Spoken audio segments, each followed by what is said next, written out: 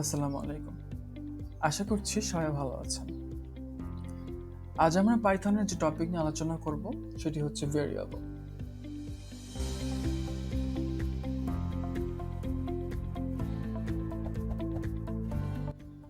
Variable আসলে কি? Variable হলো কোনো কিছুর মান সংরক্ষণের জন্য একটি কন্টেনার। পাইথনে কোনো ভেরিয়েবল ডিক্লেয়ার করার জন্য কোনো নির্দিষ্ট কমান্ড নেই।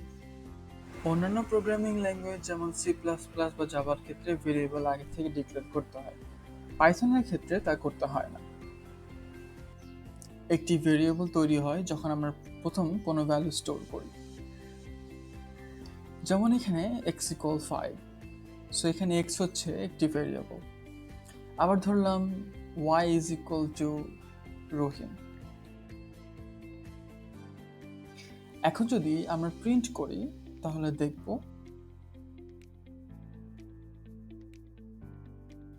x এবং y এর ভ্যালু দেখাবে। এটি হচ্ছে ভেরিয়েবল। এখানে আমরা 5 ভ্যালুটি x এর মধ্যে সংরক্ষণ করেছি, অন্যদিকে রহিম এই ভ্যালুটি আমরা সংরক্ষণ করেছি y এর মধ্যে। তো x এবং y এই দুই জিনিসটি হচ্ছে একটি কন্টেনারের মতো ব্যবহৃত হচ্ছে। এটি মূলত আসলে ভেরিয়েবল। ভেরিয়েবল নাম কিন্তু কেস সেন্সিটিভ, যেমন a= ফাহিম এবং বড় হাতের a= ধরলাম শাহরিয়ার। এক্ষেত্রে কিন্তু দুটি ভেরিয়েবল দুটি আলাদা ভ্যালু স্টোর করবে, একটি আরেকটিকে ওভাররাইড করবে না। ভেরিয়েবলের নাম লেখার কিছু নিয়ম আছে, যেমন ভেরিয়েবলের নাম অবশ্যই কোনো লেটার অথবা আন্ডারস্কোর দিয়ে শুরু করতে হবে।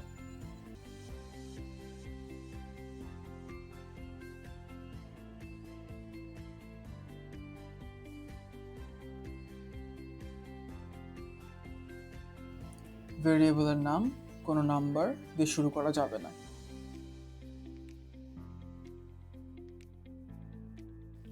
ভেরিয়েবলের নামে শুধু আলফা নিউমেরিক ক্যারেক্টার এবং আন্ডারস্কোর ব্যবহার করা যাবে, যেমন A to Z অথবা 0 to 9 আন্ডারস্কোর, এমন কোনো ব্র্যাকেটস, হ্যাশ সাইন এসব ইউজ করা যাবে না।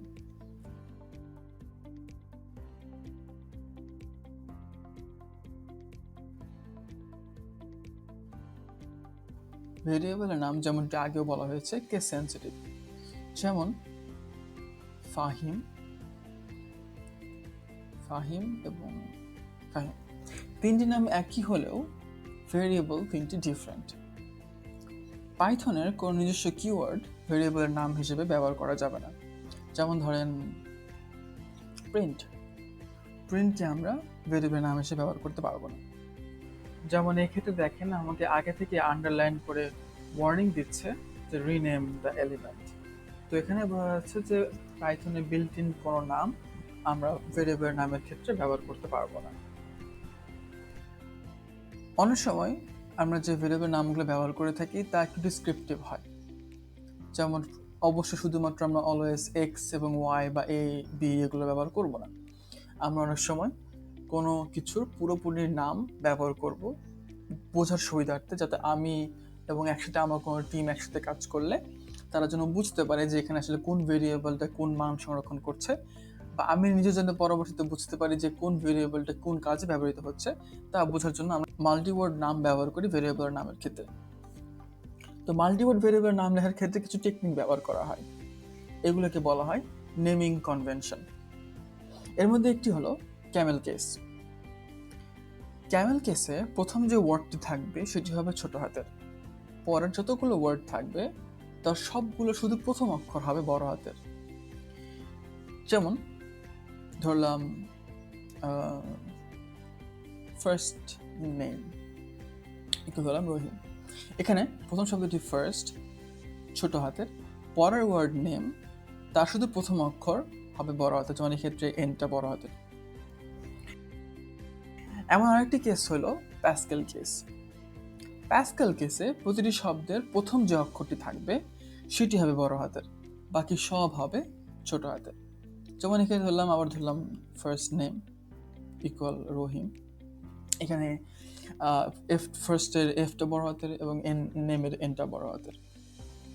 আরেকটি কেস রয়েছে যেটাকে বলা হয় স্নেক কেস। স্নেক কেসে প্রতিটি শব্দের মাঝে একটি করে আন্ডারস্কোর বসবে। যেমন ফার্স্ট নেমের ক্ষেত্রে যদি বলি first underscore name is equal to. তো আপনার যদি ভালো লাগে সেটা দিয়ে লেখার চেষ্টা করবেন, যাতে একটি ফ্লো বজায় থাকে আপনার কোডের মাঝে।